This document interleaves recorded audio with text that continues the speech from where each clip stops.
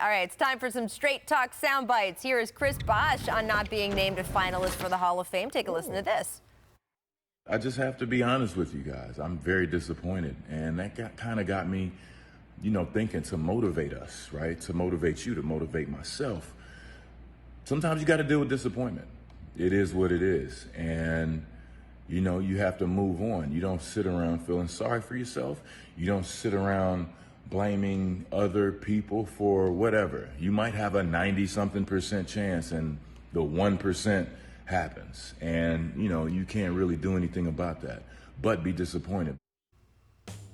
Chris Bosh, by the way, used the word disappointed 3 times in that clip, but also had a very positive attitude about it. As you can see, this year's list of the Naismith Hall of Fame finalists, highlighted by Kobe Bryant, Kevin Garnett, Tim Duncan.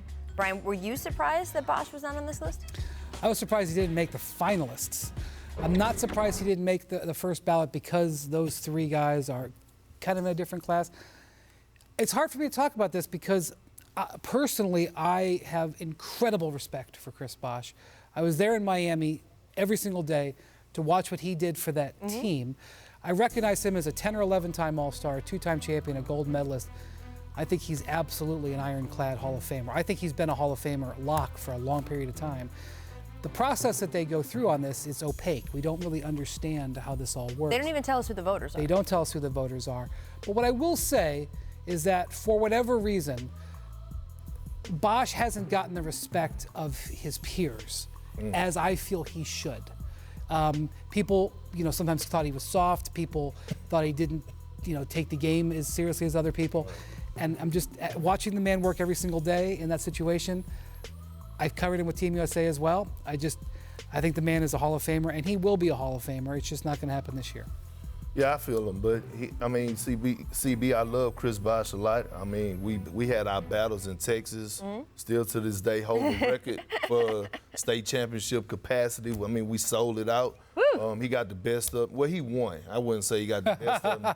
But, if I'm CB, I'm disappointed. But, hey, a lot of people are disappointed they didn't make it.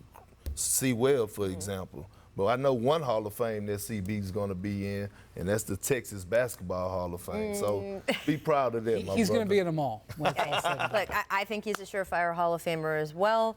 I do think it had to do with this class, though. I think especially after the tragic death of Kobe Bryant, the idea that those 3 guys, Kobe posthumously, the other 2 standing there, who were so part of defining one era of basketball, Chris obviously younger than them, had to retire early because of his lung problems.